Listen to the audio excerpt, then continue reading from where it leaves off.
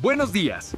Queremos darles la más cordial bienvenida a nuestro webinar. Agradecemos su asistencia y esperamos que disfruten de la sesión. El día de hoy vamos a tocar un tema, como ustedes ya bien lo saben, que se llama Hazmat Express. Nosotros lo hemos etiquetado así y habla sobre los aspectos fundamentales que debemos de manejar durante un incidente con materiales y o residuos peligrosos, ¿ok? Bueno, nuevamente, muchas gracias por el favor de su atención, por el favor de su asistencia. Esperamos un servidor y todo el staff de ESCA y Grupo Environtex que sea de su agrado.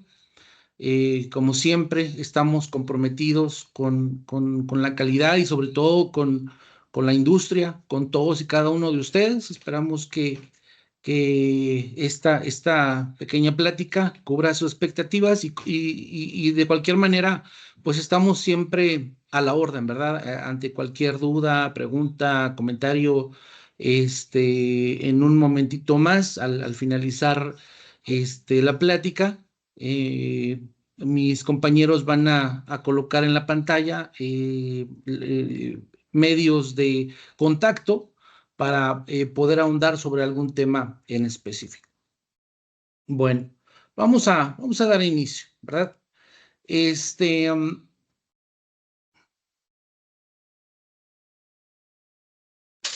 Ok, ¿qué temas vamos a abordar el día de hoy? No son todos.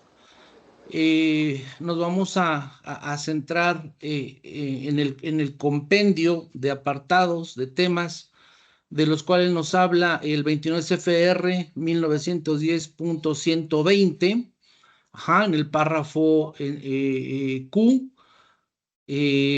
diferentes puntos de interés, como la distancia de seguridad, el procedimiento de ruta de evacuación, procedimiento de descontaminación, primeros auxilios y un poquito del tratamiento médico. Hay que recordar que en base a la sustancia y al producto en particular, pues será precisamente el tratamiento o la terapia, ¿verdad? También un poquito de PP y intentaremos profundizar un poquito en el plan de respuesta, en el plan de acción. Son temas muy extensos, son temas donde fácilmente podríamos estar hablando 8 horas, ¿verdad? Un curso de 8 horas de cada uno de estos tópicos. Sin embargo, lo vamos a hacer de forma,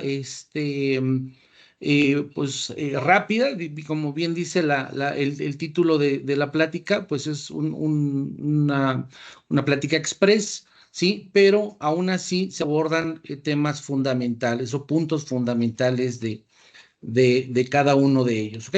Bueno, entonces, no podemos entrar en materia sin antes definir, pues, qué es un material peligroso. Todos y cada uno de nosotros trabajamos con ellos a diario, los manipulamos, los transportamos, algunos los fabrican, ¿verdad? Otros los venden, comercializan. Pero bueno, es toda aquella sustancia, material, mezcla que representa un riesgo, ¿verdad? Un riesgo Este es para la vida, para la salud, para el autorista de... transporte, para la propiedad, para el medio ambiente, ¿ok? Dice la definición del Código Federal de Regulaciones, de acuerdo al Departamento del Transporte de los Estados Unidos, es una sustancia o material que ha sido determinado para ser susceptible de poseer un riesgo a la salud, seguridad y propiedad cuando se transporta. En México, el reglamento para el transporte terrestre de materiales y residuos peligrosos nos indica que es todo aquel elemento, compuesto, material, mezcla, que independientemente de su estado físico representa un riesgo para la salud, ambiente, seguridad de los usuarios, propiedad de terceros, ¿sale? Entonces,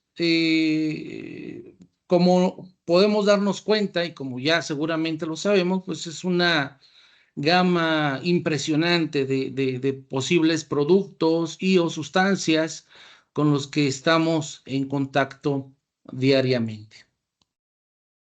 Bueno, y están observando en este momento lo que es la especificación o el detalle normativo, así lo nombré yo, ¿verdad? Que es pues prácticamente la trazabilidad, hacia el marco legal, hacia la regulación, ¿sí? Entonces,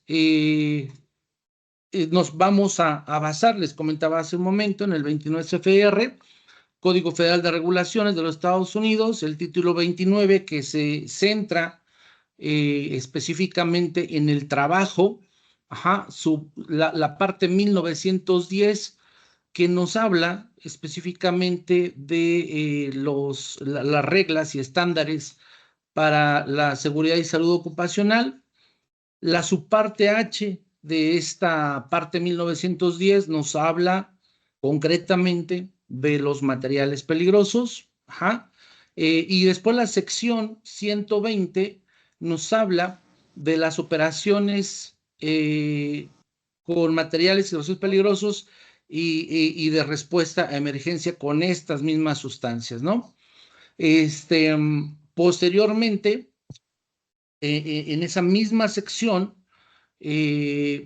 la parte Q nos habla de cómo tratar una emergencia cuando hay fuga de estas sustancias, ¿verdad? Cuando ya no están en su envase, cuando ya no están en su contenedor.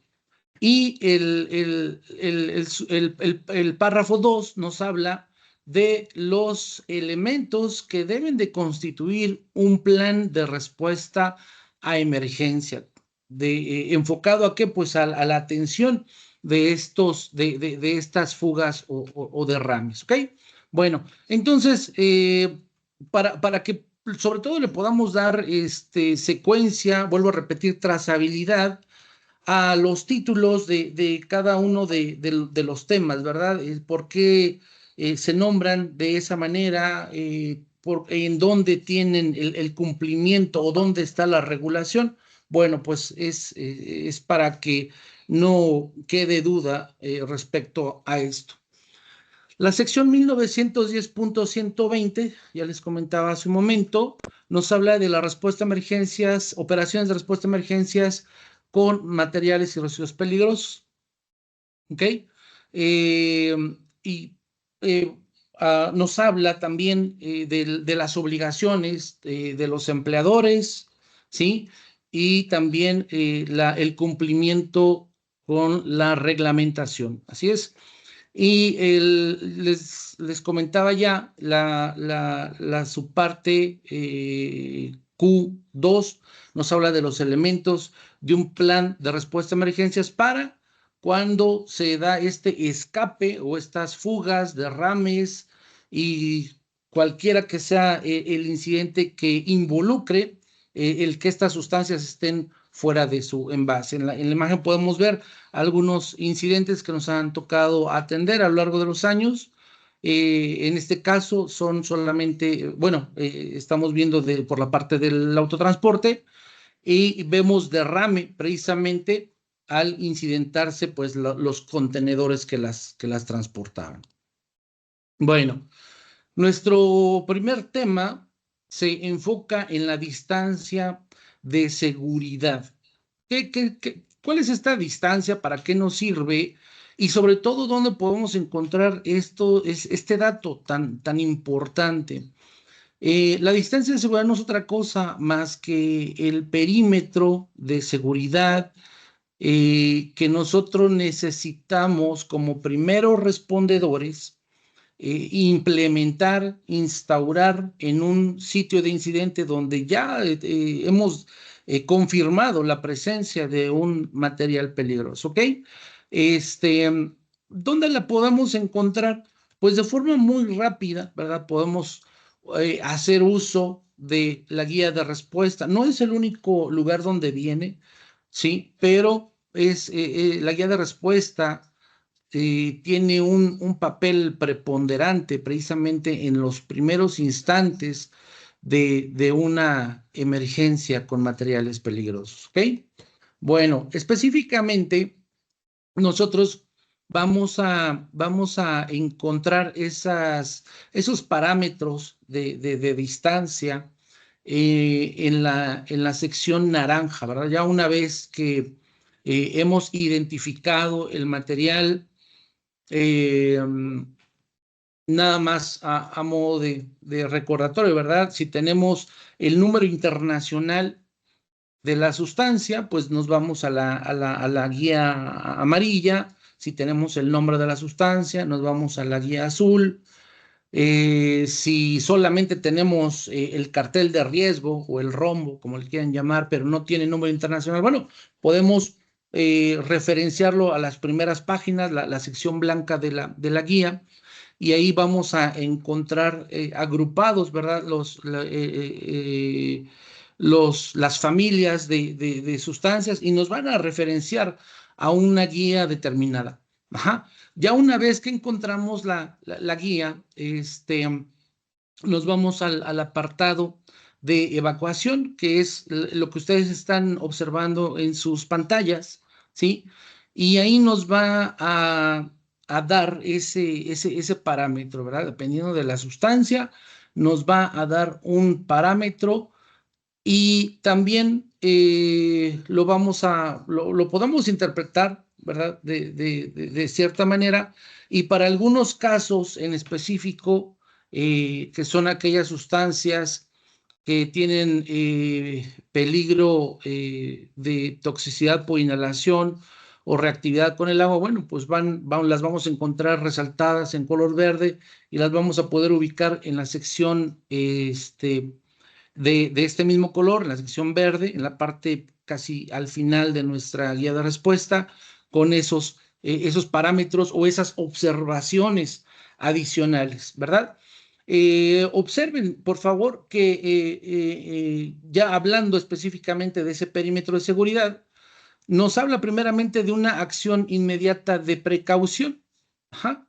Que sería, en este caso, la distancia prioritaria, ¿no? La zona de aislamiento le vamos a encontrar en otra parte de la guía de respuesta, en la sección verde, ¿sí? Y también nos habla de derrames grandes, derrames pequeños. La misma guía de respuesta nos dice que generalmente se deben de considerar para derrames grandes más de 208 litros de sustancia, derrames pequeños, pues inferior a este parámetro, ¿no? Y también nos da por ahí otros datos, ¿ah? Si son cilindros pequeños, más de tantos cilindros, si son tambores, si son, por ejemplo, en el caso de un autotanque, de un carro tanque, bueno, pues eso ya en automático, pues ya es un derrame grande, ¿no? Pero bueno, en realidad la guía nos da muchísima información, es una herramienta muy poderosa. No es la misma, vuelvo a repetir, digo, perdón, no es la única, pero sí es muy práctica en esos primeros instantes de la emergencia. En la tabla, perdón, en la sección verde ya hablábamos que son aquellos productos, aquellas sustancias que tienen características que debemos de tomar en consideración con mayor detenimiento, ¿verdad? Porque representan el peligro de ser tóxicos por inhalación o de ser reactivos con el agua. Y al ser reactivos con el agua, pues también desprenden gases o vapores que son pues, tóxicos, venenosos por inhalación, o también pueden ser corrosivos, ¿no? Entonces, en la sección verde de la guía de respuesta, en la tabla 1, vamos a encontrar específicamente esta distancia de seguridad para los materiales PTI, así les llama la guía de respuesta, que PTI significa peligro tóxico por inhalación. Ajá.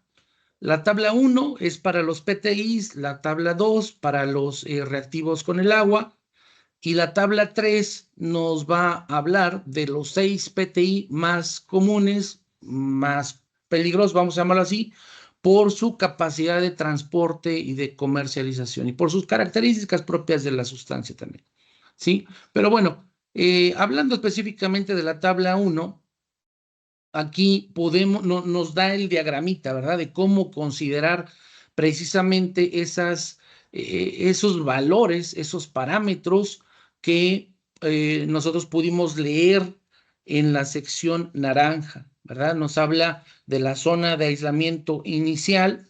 Aquí bien importante, fíjense, por ejemplo, hay sustancias donde nos dice hay que aislar 50 metros o la distancia es de 50 metros.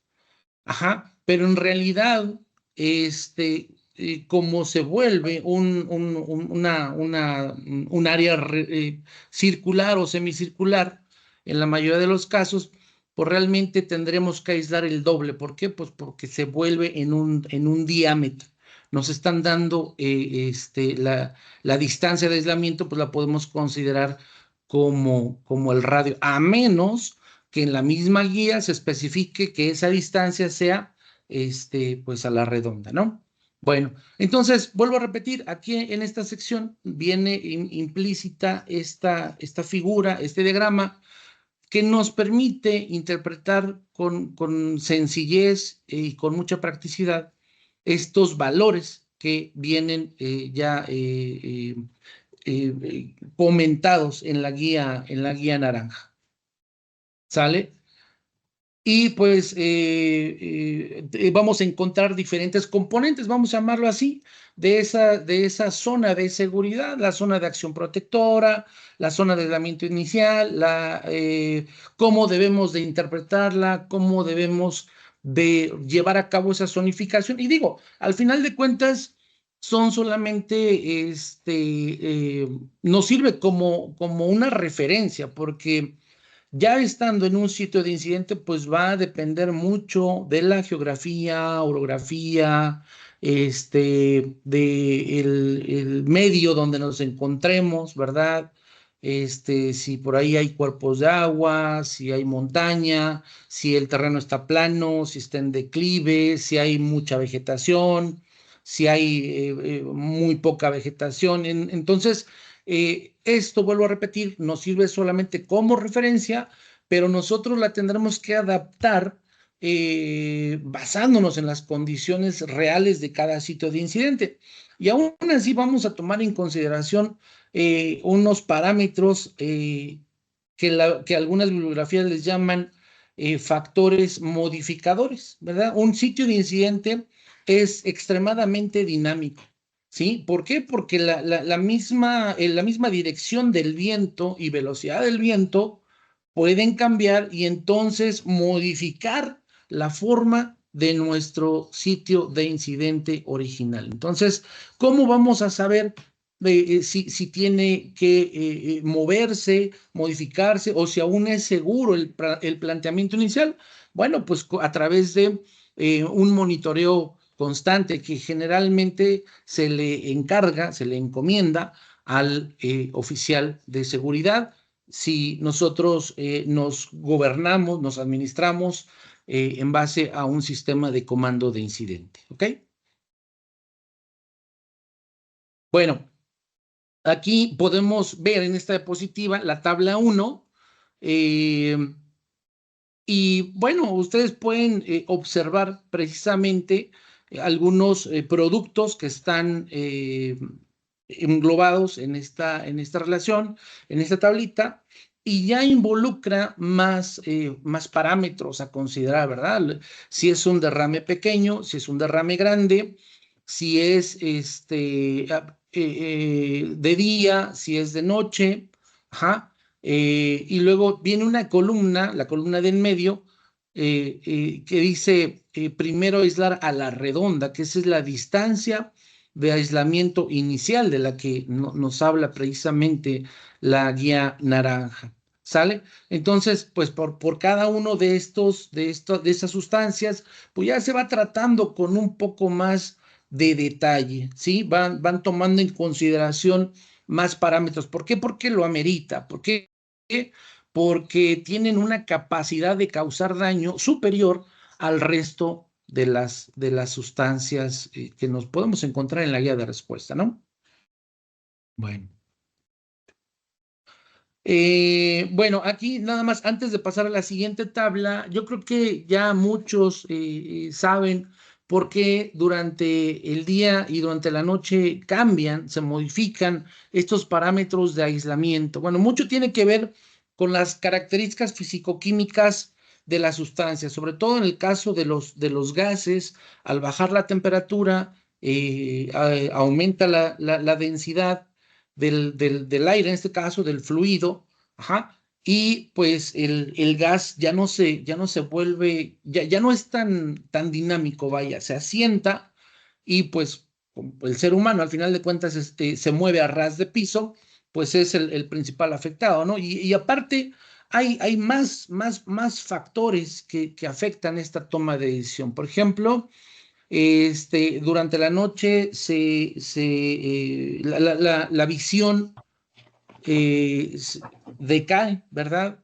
También hay que considerar que si dentro de esa área de afectación, a lo mejor hay alguna zona habitacional u hospitales o algo por el estilo, ¿verdad? Bueno, pues hay que considerar, por ejemplo, en el caso de las zonas habitacionales, pues que puede haber niños pequeños que no se mueven tan rápido, a lo mejor como un adulto, pueden haber adultos mayores, en el caso de los hospitales, pues hay enfermos hospitalizados, ¿sale? Entonces, todos estos factores se toman en consideración y por eso durante la noche las distancias de seguridad o las distancias de evacuación son muchísimo más grandes. La tabla 2 nos habla específicamente de los materiales reactivos con el agua que producen gases tóxicos, ¿sí? Vamos a observar en la columna de la derecha el gas tóxico, el PTI, que dijimos que significa PTI, peligro tóxico por inhalación. Ajá, entonces, esa sustancia que nosotros vemos en la columna del medio, si la mezclamos con agua, va a desprender gases y esos gases van a ser, pues generalmente o en su mayoría, este gas que encontramos en la columna de la derecha y en la parte baja de la tabla se viene el nombre de ese gas que se produce, ¿no? Podemos ver que está ahí implícito el cloruro de hidrógeno, el cianuro de hidrógeno, fluoruro de hidrógeno, amoníaco, dióxido de azufre, que son gases extremadamente venenosos, son gases tóxicos, algunos también tienen un comportamiento corrosivo, ¿sí? Entonces, ese es el por qué debemos de tener cuidado con esas sustancias y de no mezclarlas con agua. Y si se llegan a mezclar con agua, bueno, debemos de tomar en cuenta precisamente esas propiedades, ese potencial de causar daño y tomar en cuenta las distancias que se nos recomiendan. ¿Ok? Bueno, y ahora la tabla 3, les comentaba hace un momento, son los PTIs más comunes, los 6 PTIs más comunes. Los peligro tóxico por inhalación, los 6 gases que representan esta característica más comunes, que son el amoníaco, el cloro, el óxido de etileno, cloruro de hidrógeno, fluoruro de hidrógeno y dióxido de azufre. Y ahora, así como veíamos que en la tabla 1 se tomaban en consideración más parámetros, ahora en la tabla 3, con mucho mayor profundidad, se analizan. Ajá. Por ejemplo, en el primer caso que habla del amoníaco, ya nos va separando, ¿verdad? El tipo de envase, si es un carro tanque, si es un autotanque, si es una nodriza o tanque de agricultura, aquí le nombra, o si son múltiples cilindros pequeños, ¿sale? Y luego, en la siguiente columna, dice, primero aislar a la redonda, que no es otra cosa más que la distancia de aislamiento inicial. Y posteriormente, en 2 subcolumnas, viene el día y la noche, pero ahora ya involucra el viento, ¿sí? El viento es un factor modificador de alta prioridad. Ajá.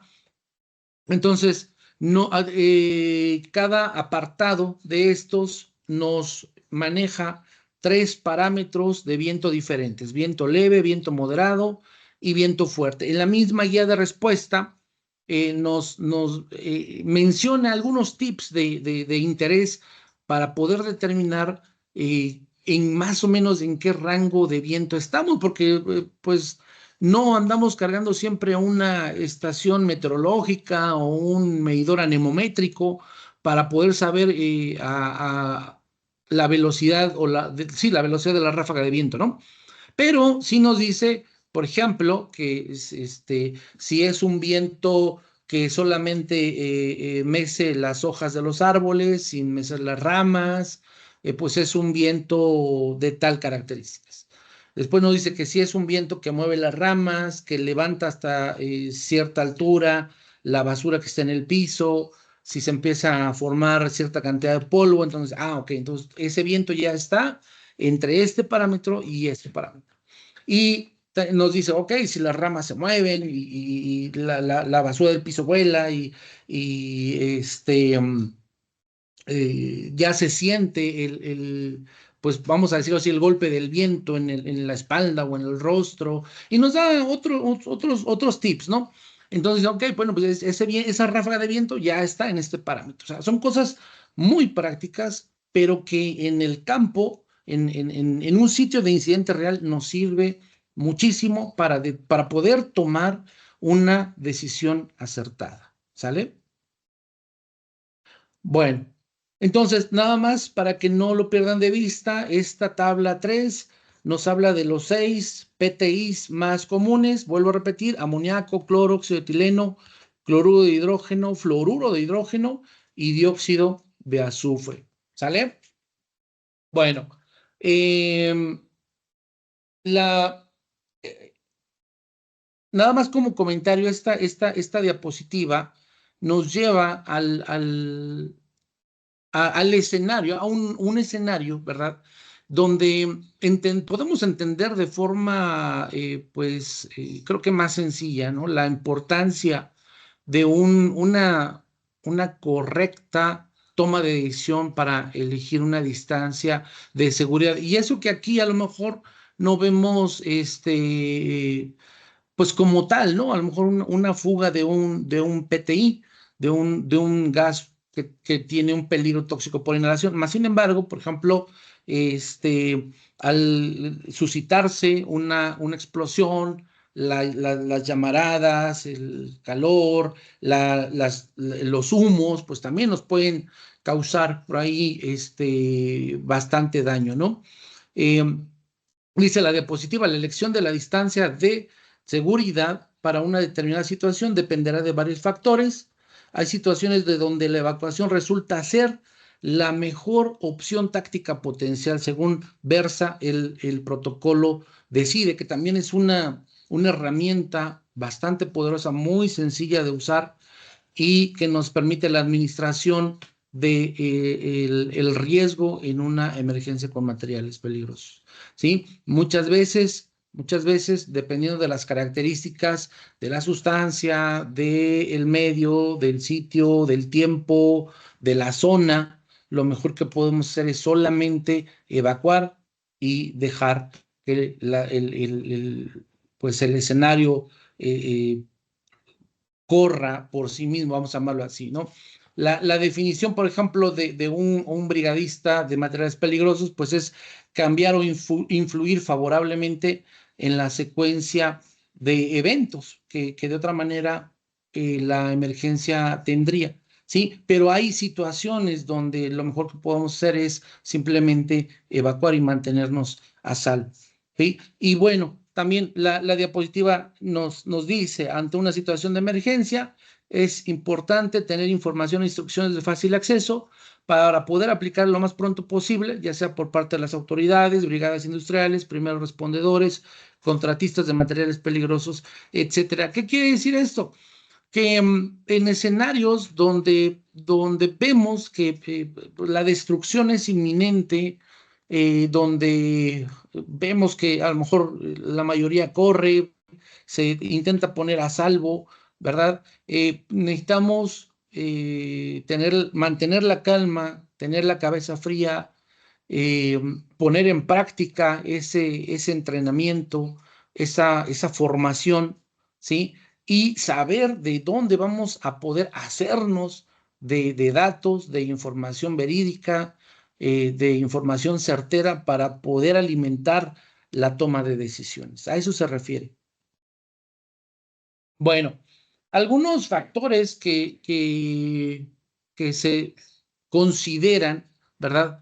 Para para esta toma de decisiones y para determinar, en el caso específico, las distancias de seguridad, pues son los que ustedes pueden observar aquí en la diapositiva, las características físico-químicas del producto, las condiciones meteorológicas, climáticas, geográficas, es decir, las características propias del lugar, ajá, y también la amenaza a la población, ¿sí? Todo esto va a determinar la forma y los recursos que se van a emplear para la atención de esa emergencia, ¿sí?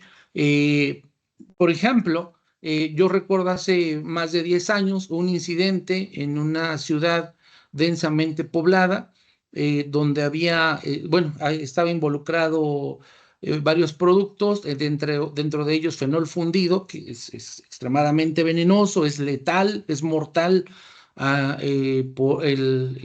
contacto, por absorción a través de la piel, por inhalación, ¿sí? También creo que había por ahí acrilato de butilo, que es altamente inflamable. Entonces, pues ahí los parámetros de evacuación, los parámetros de la distancia de seguridad se vuelven fundamentales para poner a salvo a toda la población que está bajo amenaza. Y entonces ahora sí, los brigadistas pueden hacer su trabajo, que es primero controlar el sitio del incidente y después mitigar los efectos de esa emergencia. ¿Cómo nos afectan las características físico-químicas del producto? Pues muy sencillo, ¿verdad? Si es un gas, cómo se va, qué tan pesado es, si es un líquido, qué tan soluble es, qué tan denso es también, si es miscible, si no lo es, si reacciona con algunos productos, si tiene ciertas incompatibilidades, ¿sale? En el caso de las condiciones meteorológicas, imagínense que acabamos de ver las tablas verdes, ¿verdad? La tabla 2 se refiere a productos que son incompatibles con el agua. Imagínense que tengamos un derrame, ya sea por carretera, o un descarrilamiento, o un incidente en planta de un producto que tiene incompatibilidad con el agua, ¿no? Y pues resulta que está brumoso el cielo y probablemente va a haber lluvia. Entonces imagínense la crisis que va a ocasionar al interior de la planta o en la carretera o en no sé, en la vía, cruce de ferrocarril donde se haya dado esta situación, ¿no? Igual la parte geográfica del sitio tiene un papel preponderante. Sí,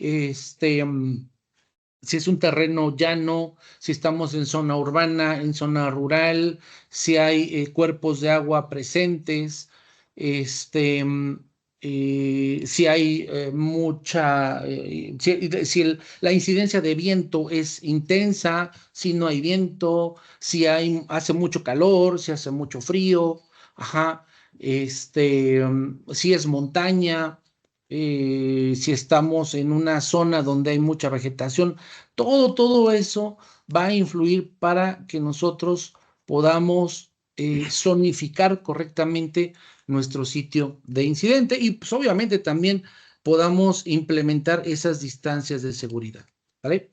Bueno, ahora, derivado de lo anterior, podemos contemplar algunos, pues sí, algunas características de los mismos productos, ¿no? Podemos ver en la imagen, en la primera imagen superior izquierda, la tasa de expansión, en este caso para los gases. Si tenemos un gas que que representa un peligro de toxicidad por inhalación, es bien importante tomar en cuenta su coeficiente de expansión volumétrica o también conocida como la tasa de expansión. ¿Por qué? Pues no es lo mismo que se expanda al doble, al triple o al 100 o al 200% o que se expanda 460 veces como el cloro o más de 500, 600 veces como el hidrógeno, ¿no? Entonces, por supuesto que afecta esa característica de la sustancia.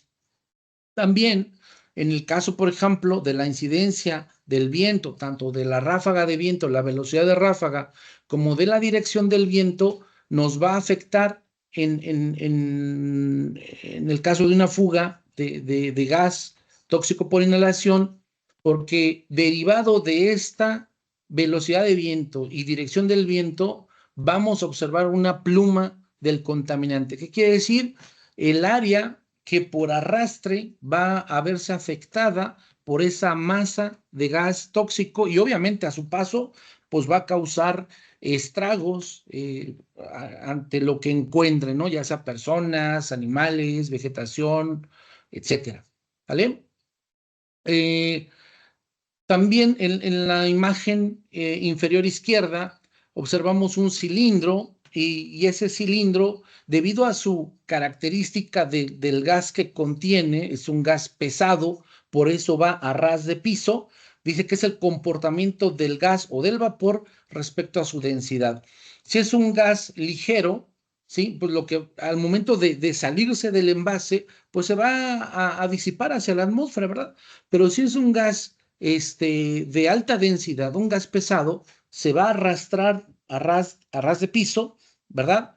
Y el riesgo es de que encuentre un punto de ignición, una llama abierta, y dice la guía de respuesta, retorne al origen en forma de llamarada, ¿sí? Entonces, ese es un parámetro también de sumo interés que debemos de observar. Y en la imagen de la inferior derecha dice que debemos de considerar también un derrame. Si tenemos un derrame de un líquido, aquí ya no nos está hablando de un gas, puede ser un líquido, pero que ese líquido tenga, que sus propiedades físico-químicas sean tales que le permita una tasa alta de vaporización. Ajá, por ahí luego escuchamos, ¿no? Que es que se volatiliza muy rápido, ¿no? Por ejemplo, el acetona, algunos solventes, ¿verdad? Thinner, no sé. Entonces, ese líquido se derrama y rápidamente se disipa la atmósfera, pero no desaparece, sino que está creando una atmósfera explosiva aledaña a la zona de derrame, ¿sale? Entonces, pues son cosas que también debemos de tomar en consideración y de forma muy puntual para evitar cualquier sorpresa, ¿no? Y bueno, algunas observaciones con las clases de los materiales peligrosos, ¿sí?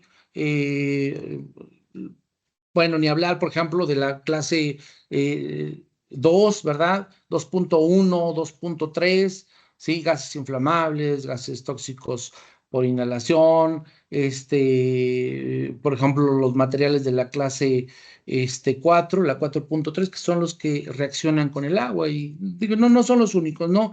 Hay muchos productos que bajo ciertas condiciones pueden tener un potencial destructivo bastante importante, ¿no?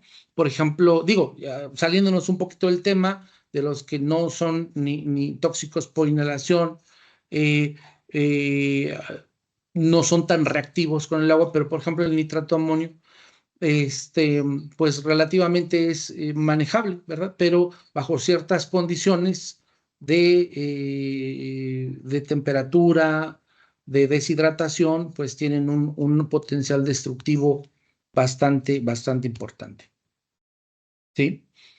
Y bueno, pues en esta imagen podemos darnos una mejor referencia sobre la importancia, por ejemplo, en el caso particular de la tasa de expansión, algunos materiales de uso común, vamos a llamarlo así, de uso cotidiano, y su potencial precisamente de expansión. ¿Sale? Dice que por 1 litro de gasolina, nosotros al momento de evaporarse tenemos 37 litros de vapor de gasolina.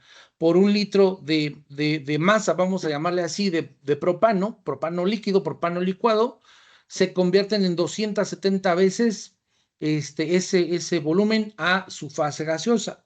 Y el cloro, por ejemplo, ya les decía yo, 1 litro de cloro líquido, pues lo tenemos representado o expandido hasta 460 veces su volumen de líquido hacia su fase gaseosa. ¿Sale? Bueno, aquí este video nos muestra una mejor referencia, ¿no? De la expansión, de la importancia que tiene la expansión volumétrica de los materiales, ¿sí? En este caso, el rompimiento de un contenedor intermodal de gas cloro, o de cloro licuado, mejor dicho, por X o Y razón, se desengancha, se suelta y cae al piso, se rompe el contenedor y vemos cómo rápidamente, debido a esas características físico-químicas, la tasa de expansión volumétrica pues hace su trabajo y se expande rapidísimo. Y entonces su capacidad destructiva pues se pone en marcha, ¿no? Solo para esquematizar y dejar un poquito más en claro, ¿verdad? Por cómo nos afectan esos parámetros. Bueno, ahora, con respecto al procedimiento y ruta de evacuación, ¿sí? Nos vamos a basar de forma muy rápida en el diagramita que veíamos nosotros en la sección verde de la guía de respuesta, ¿no? Aquí nos recomienda de forma muy sencilla, forma muy fácil, cómo podemos tomar en cuenta esos parámetros y poder ponernos a salvo y poner a salvo a lo mejor a más personas, ¿no? Cómo entender, cómo aplicar esos valores, esas distancias y llevarlas al mundo real, ¿no? Y pues salvar vidas, ¿no? Por ejemplo, aquí vemos pues un escenario bastante conocido. Si nosotros tenemos, en este caso, un descarrilamiento, un carro tanque que transporta un gas tóxico por inhalación, podemos, pues, vislumbrar, ¿verdad? Si nosotros suponemos una dirección de viento determinada, ¿cómo podemos nosotros ponernos a salvo, ¿sí? De esa pluma del contaminante y para retroalimentar, pues vamos a tomar en consideración esas distancias de seguridad que ya veíamos anteriormente y las vamos a poner en práctica, ¿no? Aquí estamos viendo o estamos aplicando el diagramita que veíamos hace un ratito, ¿sí? Considerando la dirección del viento, las características del lugar, las características del producto, ¿sí? Las zonas de influencia, por ejemplo, donde está la población, la amenaza para la población y poder poner a salvo precisamente, primero a nosotros y también pues a las personas que estén en esa zona aledaña. Bueno, de acuerdo a la sección 1910.120, Q2, su párrafo 7, vamos a hablar también de otro parámetro que debemos de tomar en consideración para nuestro plan de respuesta, que es el procedimiento de descontaminación. Dicen por ahí, no le debemos meter mano, si me permiten la expresión, a ninguna sustancia si no tenemos con qué descontaminar. Primero tienes el método, la sustancia y el procedimiento para llevar a cabo tu descontaminación y después, ahora sí puedes pensar en llevar a cabo las actividades, ¿no? Pero si no cuentas con eso, no es, no se debe de hacer. ¿Por qué? Porque entonces pones en riesgo al personal. ¿Sale? Bueno, ¿qué es la descontaminación? Pues es toda aquella actividad, tarea, proceso, ya sea químico o físico, que nos va a permitir remover o neutralizar los contaminantes, los químicos, las sustancias, ajá, que puedan estar sobre el equipo de protección personal, ¿sale? Sobre los trajes, sobre los equipos, sobre las herramientas, ajá. Y pues la idea es precisamente evitar la contaminación cruzada, es aumentar ese protocolo de seguridad. Durante la zonificación de nuestro sitio de incidente podemos reconocer tres áreas fundamentales: la zona roja o la zona caliente, la zona de alto riesgo, la zona amarilla o la zona intermedia y la zona fría o también llamada zona segura. Entre la zona segura y la zona caliente tenemos la zona tibia, y ahí es donde nosotros vamos a ubicar nuestro corredor de descontaminación. También ahí en esa zona tibia vamos a encontrar nuestros equipos de entrada, EPP, pertrechos, insumos, equipos, todo lo que necesitemos y que tenga prioridad para entrar a la zona de alto riesgo, a la zona de operaciones en caliente. Pero para evitar precisamente la contaminación cruzada, tenemos que ubicar ahí, justo a la salida de la zona caliente, el corredor de descontaminación. ¿Para qué? Para que una vez saliendo de la zona caliente, el personal pues pueda dirigirse hacia la zona segura sin el riesgo de pues llevar este contaminante a otros sitios, a otros lugares.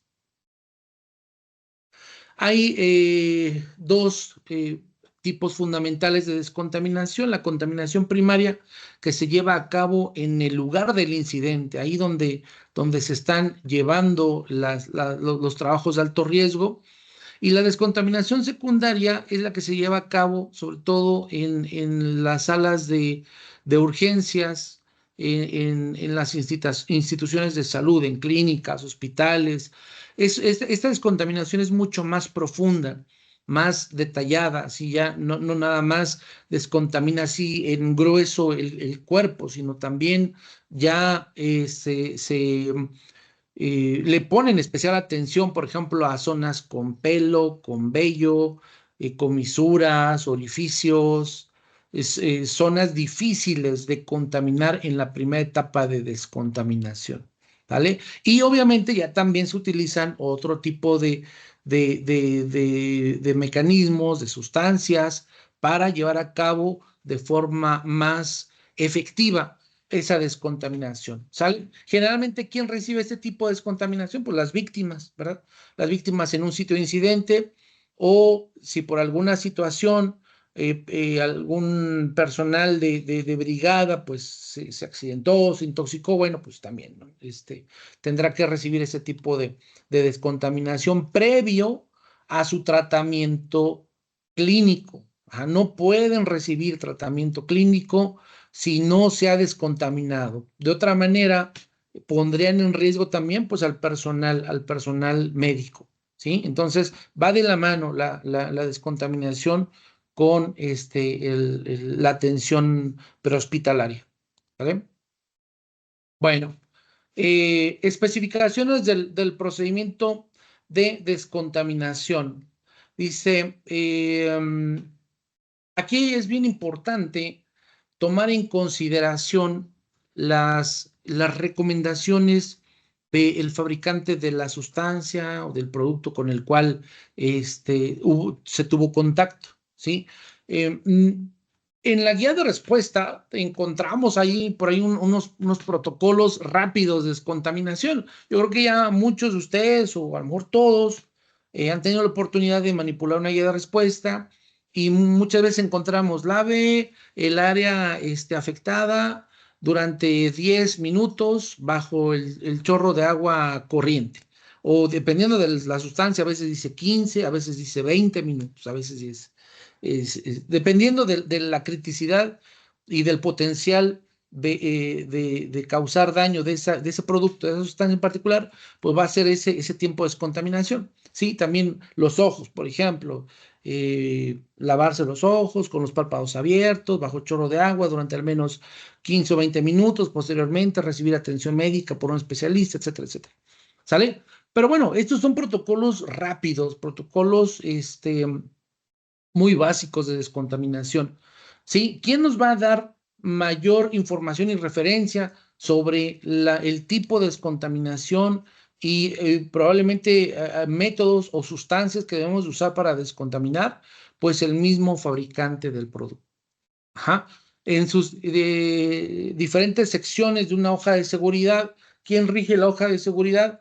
Pues la NOM 018 STPS, la norma para la comunicación del riesgo. Hay que recordar que actualmente todo está bajo el sistema globalmente armonizado, entonces las hojas de seguridad pues ya prácticamente coinciden en su estructura, en su forma, ¿sí? Entonces, es mucho más rápido para nosotros o para la persona involucrada, pues es rápido ir a la referencia bibliográfica, la hoja de seguridad y saber qué sección tengo que buscar para saber cómo, cómo el fabricante de esa sustancia me recomienda descontaminarme de forma eficiente, de forma segura. ¿Sale? En la actualidad, bueno, pues hay la comunicación, el Internet, la interacción virtual nos permite investigar de forma, pues, bastante provechosa sobre nuevos métodos, nuevas sustancias. A nosotros nos pasa, pues, bueno, relativamente seguido, ¿verdad? Cuando tenemos que analizar, por ejemplo, algún proyecto industrial, vamos buscando a lo mejor el último desarrollo que exista para esa sustancia, ¿no? Siempre comprometidos con la seguridad del personal, pero también con la seguridad de nuestro cliente, de sus instalaciones, ¿sí? Entonces, bueno, pues hay varias fuentes de información que podemos usar. La rápida, la guía de respuesta, la hoja de seguridad, pero aún así podemos acercarnos directamente con el fabricante, podemos hacer nuestra propia investigación con proveedores especializados y hacer un muy buen plan dentro del plan de respuesta, un plan de descontaminación. ¿Vale? Bueno, en el mismo tenor, por ejemplo, aquí para la guía 125 nos habla de gases tóxicos y o corrosivos. Y viene un apartado que yo resalté, porque justo hace una semana más o menos, terminamos por ahí de una operación con fluoruro de hidrógeno, que es el que muestra aquí la diapositiva con HF. Entonces, como ustedes seguramente saben, los iones de flúor son muy dañinos en contacto con el cuerpo humano, ¿sale? Entonces, aquí la guía de respuesta nos dice, en caso de contacto de la piel con fluoruro de hidrógeno anhidro, si hay disponible gel de gluconato de calcio, enjuague 5 minutos, luego aplique el gel. De lo contrario, continúe enjuagando hasta que el tratamiento médico esté disponible. ¿Ok? Bueno, yo les comentaba hace un momento, o sea, podemos hacer uso de esas recomendaciones, ¿no? Pero parte también de nosotros, de la empresa y nuestro compromiso con nuestro personal y los clientes, pues es siempre, pues estar un pasito adelante, ¿no? En el caso específico de este proyecto, hubo la necesidad de conseguir sustancias, soluciones especialmente diseñadas para contrarrestar los efectos del HF o del fluoruro de hidrógeno. ¿Sale? Sustancias que necesitan un entrenamiento específico, que son bastante caras, pero pues bueno, en el caso del cuidado de las brigadas, pues yo creo que se cumple con este parámetro de anteponer todos los intereses a la seguridad del personal, ¿sale? En el caso particular, bueno, conseguimos o adquirimos, mejor dicho, Exaflorin para solamente como backup, como respaldo en caso de algún incidente. Sin embargo, bueno, la probabilidad es de que esto se nulifique, ¿no? Pero de todos modos se cumple con ese parámetro. Bueno, ya hablando específicamente del procedimiento de descontaminación, lo vamos a desarrollar en base a nuestra necesidad, en base a la sustancia, ¿sí? En base a nuestro trabajo en particular. Le vamos a hacer un traje a la medida, ¿sí? Pero, pues, de forma general, en la mayoría de los casos, los medios o los procedimientos de descontaminación más ampliamente usados son medios físicos, ¿verdad? Dilución a través de chorro de agua o niebla de agua, una cortina de agua y un escobillado. En ocasiones es prudente aplicar alguna solución para mejorar y hacer más eficiente este procedimiento de descontaminación. Aquí nada más hay que tener cuidado, por ejemplo, en el caso de la descontaminación química, la neutralización, en muchos casos, cuando no se calcula bien la concentración, pues reacciona sobre el traje el EPP, pues, el traje químico, y lo empieza a degradar, ¿no?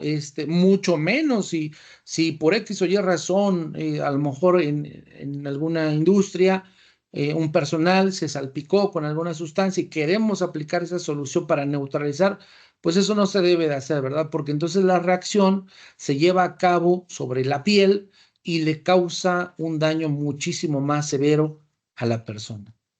Entonces nada más hay que tomarlo en consideración. ¿Sí?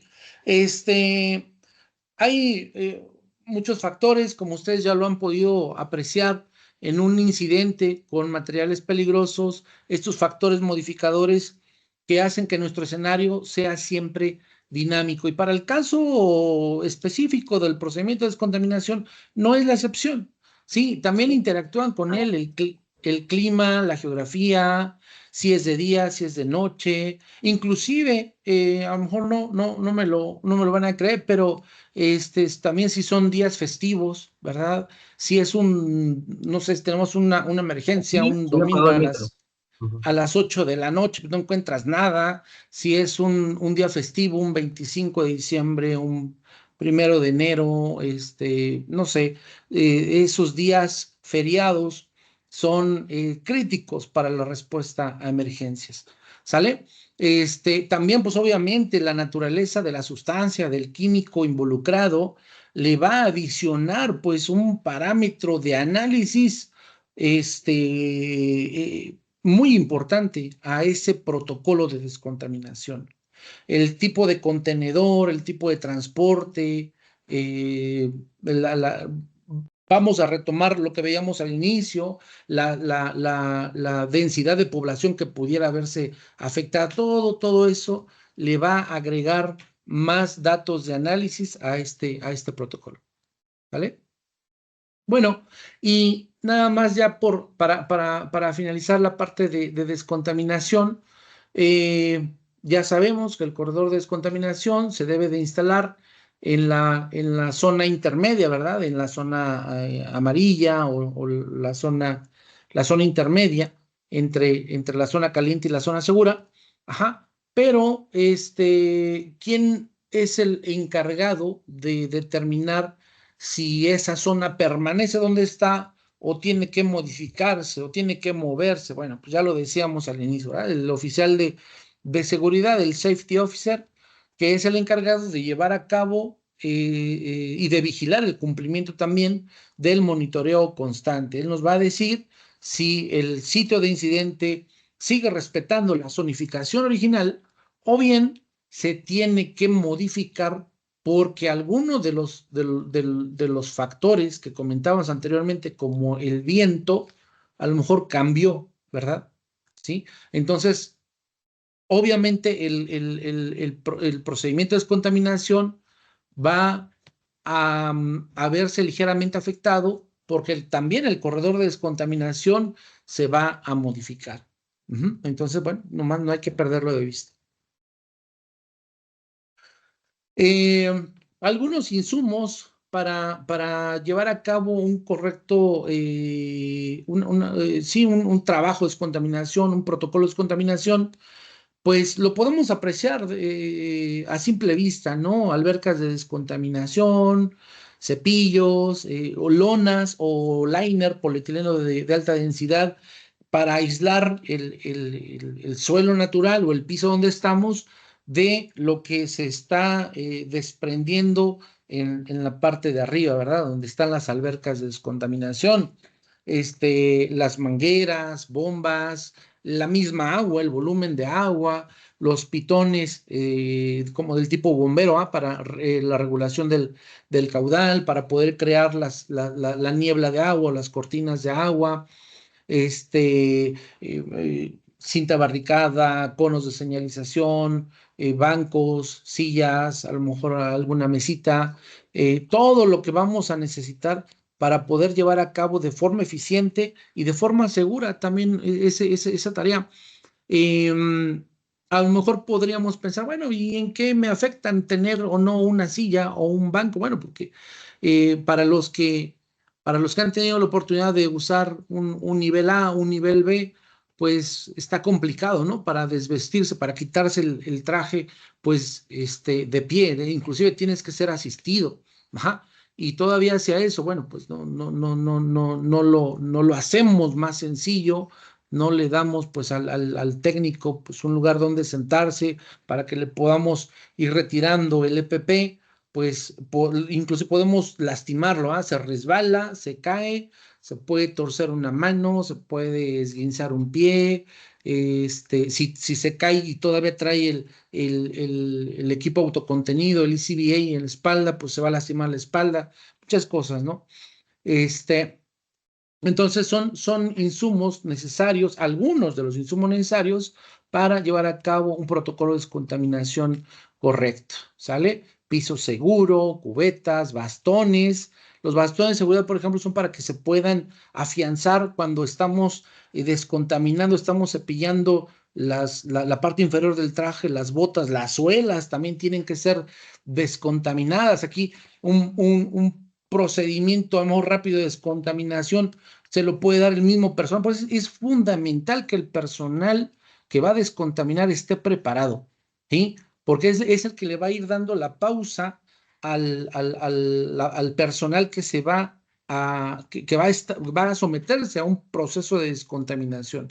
Y le tiene que ir dando la instrucción. A ver, primeramente te vamos a aplicar agua o solución en la parte frontal del traje, te voy a cepillar de la cabeza o el visor, el pecho, posteriormente las piernas, o en un momento te voy a solicitar que te des media vuelta o que levantes los brazos, voy a colocar un bastón de seguridad para que te agarres con las dos manos, levantes el pie derecho, te vamos a cepillar la suela de esa bota, posteriormente la bajas o al bajarla ya la tienes que meter o introducir a la siguiente alberca y en ese punto tienes que subir el otro pie, etcétera. O sea, son pasos, es una metodología para llevar a cabo de forma eficiente y de forma correcta esa descontaminación, ¿sale? Lo que ya platicamos, la naturaleza de la sustancia se vuelve fundamental para poder estructurar este protocolo de forma correcta. Y más todavía, de forma periférica, todos los parámetros que ya vimos adicionales, ¿no?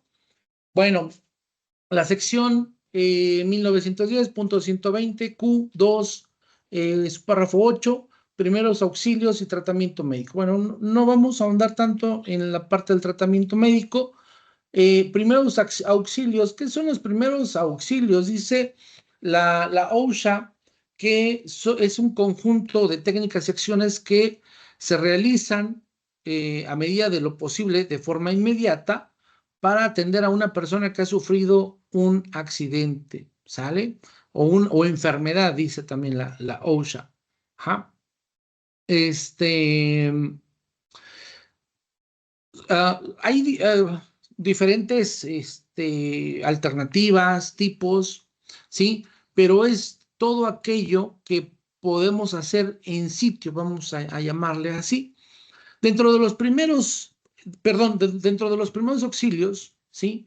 Podemos encontrar la administración de medicamentos que no requieren prescripción médica, la limpieza y descontaminación de heridas, el revestimiento de heridas, por ejemplo, los vendajes, hasta la aplicación de un curita, ¿no? También es considerado como primeros auxilios. No me lo estoy inventando, así viene en la reglamentación, ¿eh? La terapia caliente y fría, ¿sí? Por ejemplo, el hecho de ponerte una compresa caliente, una compresa fría, una bolsa de agua caliente para disminuir a lo mejor la tensión en algún músculo, o la inflamación en alguna parte del cuerpo, medios no rígidos de soporte, ajá. Por ejemplo, en el caso de alguna férula, este, parches oculares, líquidos para contrarrestar el estrés por calor, que es la hidratación del personal. Por ejemplo, cuando ya estamos observando signos de deshidratación, a lo mejor porque están trabajando con un traje nivel A, por ejemplo, bajo el rayo del sol, pues obviamente es muy fácil que exponer a ese personal a un golpe de calor. Entonces, la administración de esos hidratantes también se vuelven parte de primeros auxilios. Un masaje también, para aliviar alguna molestia, se vuelve también en primeros auxilios. Y para esto, pues obviamente hay entrenamiento, ¿verdad? Necesitamos recibir el entrenamiento correcto para poder aplicarlos, aunque podamos ver que son muy sencillos, ¿verdad? Entre comillas y con sus reservas, ¿verdad? Así grandes las comillas, este, pues al final de cuentas necesitamos ese entrenamiento o personal específico para poder aplicar los primeros auxilios de forma correcta, de forma certera y de forma sobre todo provechosa y segura para el personal que los está requiriendo. Ajá. Podemos encontrar la sección de primeros auxilios, de información de los primeros auxilios, también en las guías, en la guía de respuesta, perdón. Igual viene de forma, pues muy resumida, de forma muy generalizada. Si queremos ahondar un poco más en este tema, pues tendremos que direccionarlo nuevamente a una hoja de seguridad, ¿sale? Por ejemplo, en la imagen estamos observando un extracto, un recorte de una hoja de seguridad en su sección de primeros auxilios y las diferentes rutas de exposición y cómo precisamente aplicar estos primeros auxilios de forma inmediata, la forma recomendada, ¿verdad? Siempre es fundamental, así como lo platicábamos hace un momento, de no pues meterle mano a una sustancia, no empezar ninguna actividad, si no tenemos el medio para realizar una descontaminación efectiva, pues obviamente también en la parte de primeros auxilios no debemos iniciar ningún trabajo si no tenemos lo necesario, ¿verdad? Para poder atender una emergencia, vamos a llamarle así, eh, si me permiten usar la expresión, una emergencia médica, ¿verdad? Aunque pues a lo mejor en el campo no tenemos doctor, pero sí por lo menos lo elemental para poder atender. Se recomienda, por ejemplo, nosotros lo hacemos siempre que sale una brigada a llevar a cabo algún proyecto, a atender una emergencia, siempre viaja en las unidades de atención con sus botiquines de primeros auxilios, y va perfectamente surtido con sustancias para descontaminar, para limpiar heridas, gasas, vendajes, digo, hasta el curita que hablábamos hace un momento, ¿no? Hasta ahí se va, porque pues no sabemos lo que pueda necesitarse en campo. Y muchas veces a lo mejor lo llevamos a cabo proyectos en zonas industriales, ¿no? Donde tienes todo a la mano, pero también hay proyectos, hay emergencias que se llevan a cabo en lugares bastante inhóspitos, bastante difíciles de accesar. Nos ha tocado atender emergencias en lugares donde solamente hay ingreso por transporte de vía. No hay brecha, no hay camino, no hay terracería más que puro transporte de vía o caminar por la vía, pero estamos hablando de varios kilómetros, ¿no? O bien, a lo mejor hay brecha. El año pasado nos tocó atender una emergencia así en un sitio un poquito retirado y eran alrededor de 60 a 70 minutos por brecha para poder llegar al lugar del incidente, pero pues prácticamente ya no había señal, no había cobertura de celular, no había nada. La brecha era un caminito de terracería, bastante accidentado, ¿sí? Y pues bueno, bajo esos supuestos debemos ir preparados, porque ahí cerca pues no vamos a encontrar nada, ¿no?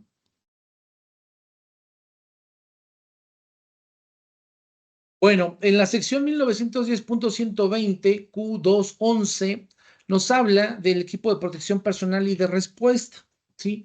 Y precisamente una serie de parámetros que debemos de tomar en consideración para la selección correcta. Por ejemplo, dice selección de equipo de protección personal basado en los peligros del sitio, pero nos está hablando sobre todo de las características del producto, de la sustancia.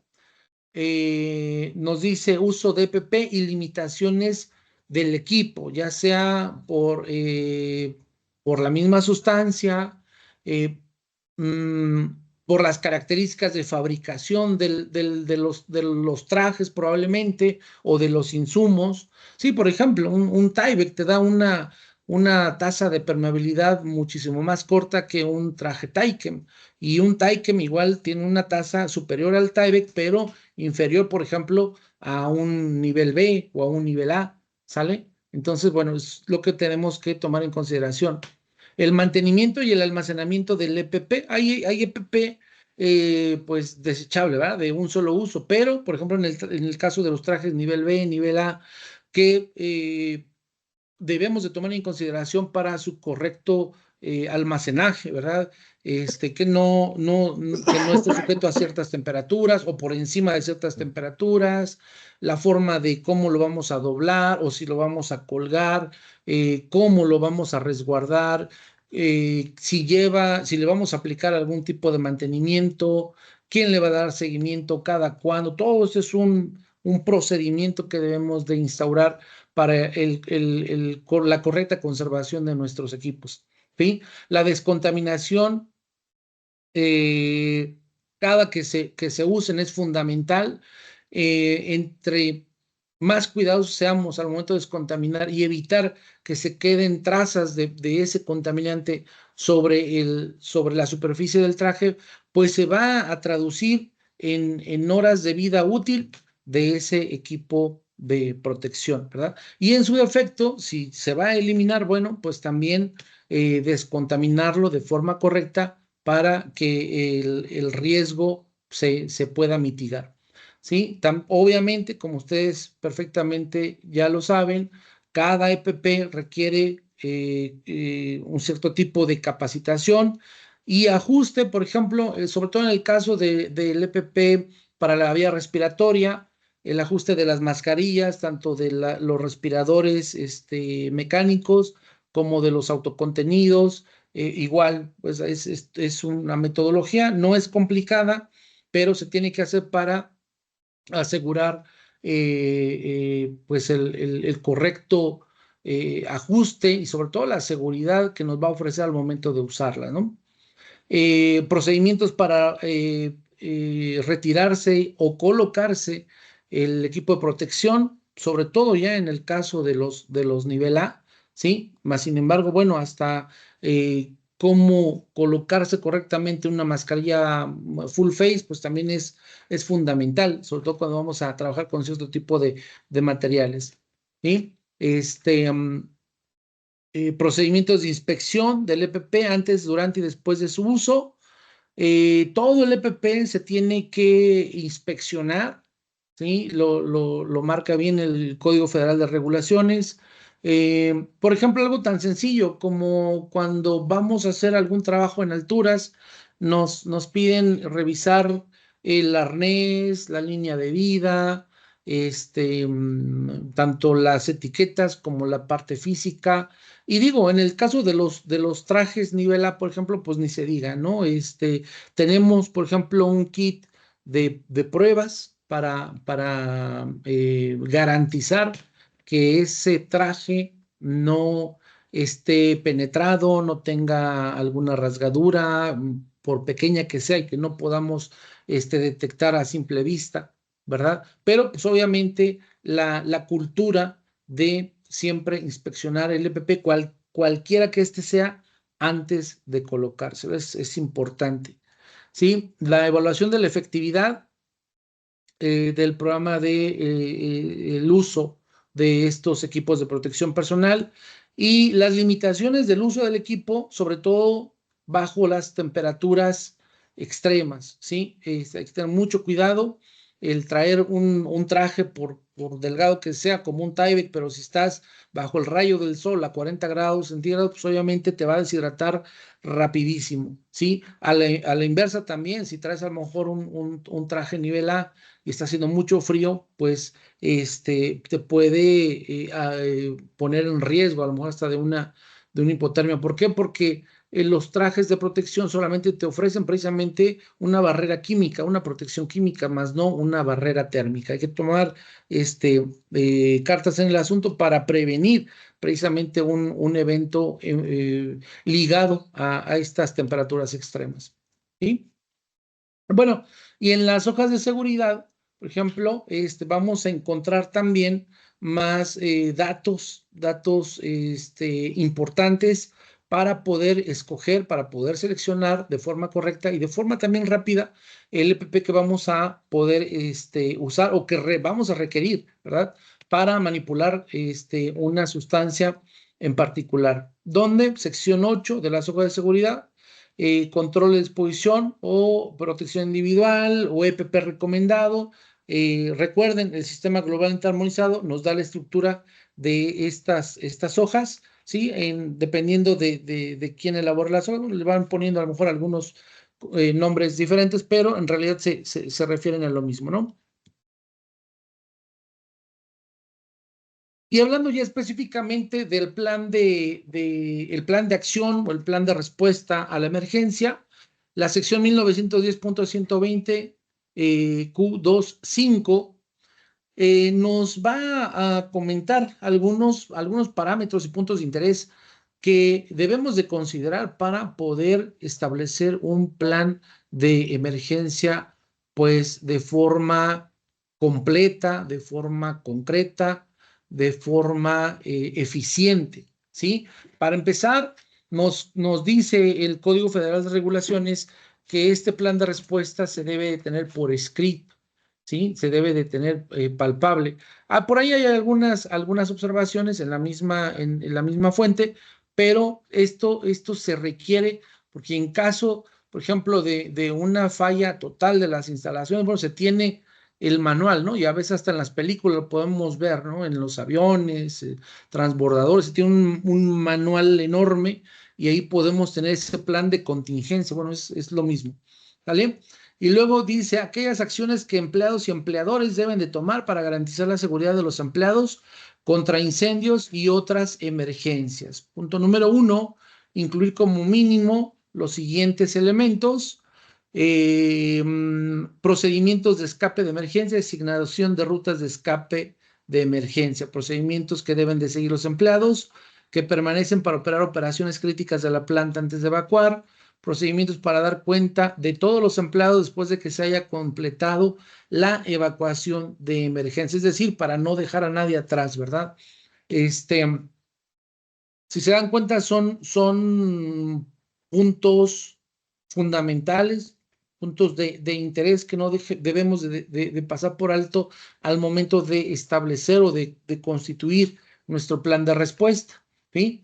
Adicionalmente a estos, le sumamos los siguientes: deberes de rescate y deberes médicos para aquellos empleados que deben de realizarse, es decir, las brigadas de rescate, cómo vamos a establecer nuestra brigada de rescate, nuestra brigada de primeros auxilios. En el punto 3, el punto anterior, se refería un poquito más a la brigada de evacuación.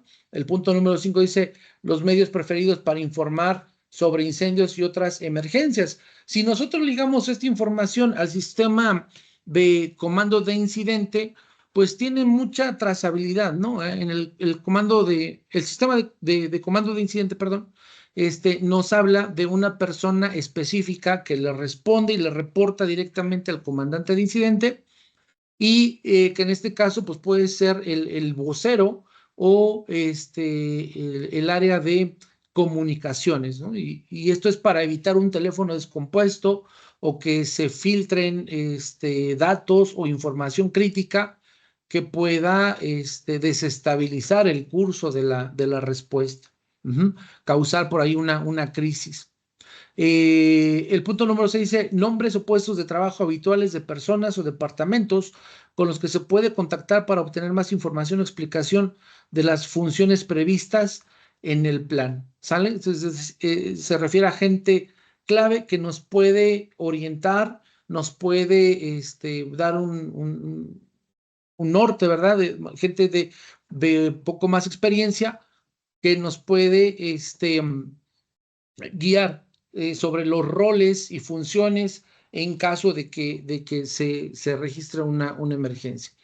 También nos recomienda tener un sistema de alarma. Dice, el empleador deberá establecer un sistema de alarma para empleados que advierta sobre las acciones de emergencia necesarias y el tiempo de reacción para un escape seguro de los empleados del lugar de trabajo. Bueno, esto para las plantas, ¿verdad? Las plantas de proceso, ¿sí? La famosa alarma contra incendio, por ejemplo. Pero en el caso de una emergencia que no se implanta, ¿verdad? Que sea en carretera o que sea en las vías de ferrocarril, etcétera. Bueno, la brigada o el sistema de comando de incidente deberá de establecer un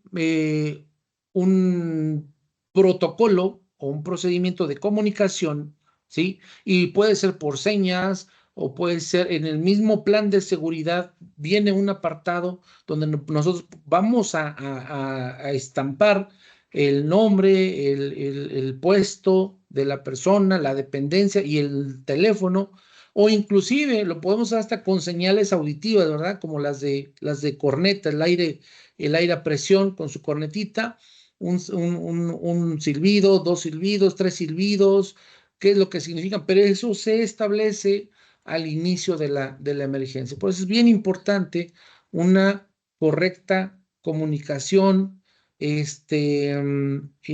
organización, ¿sí? La importancia de manejarse bajo un sistema de comando para evitar pues estas fallas, ¿no? de comunicación, o que a veces no sabemos con quién acudir, ¿no?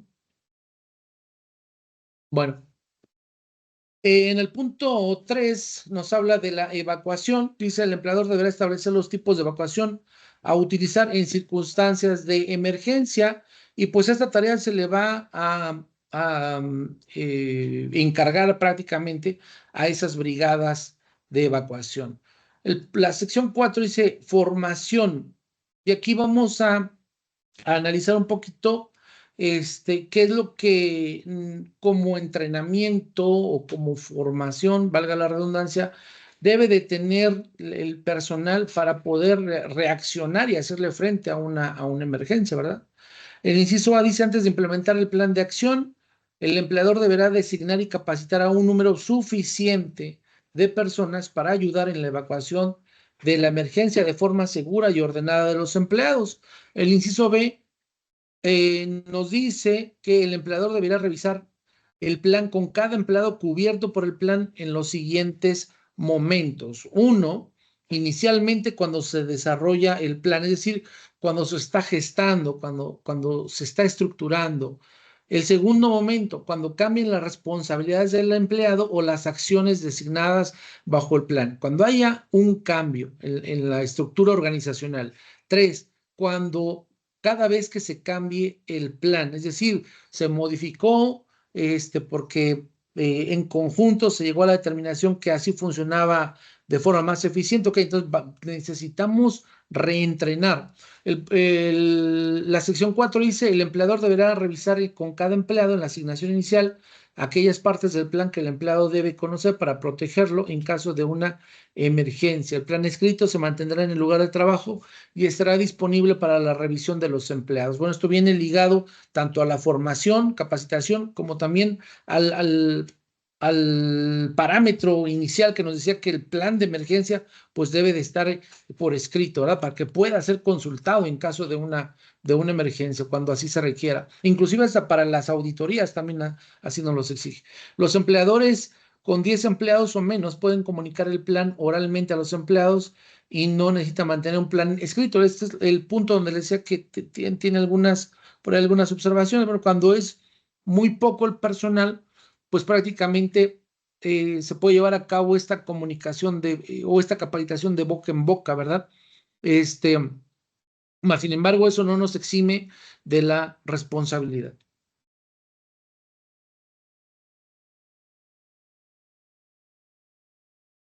Bueno, por mi parte sería todo.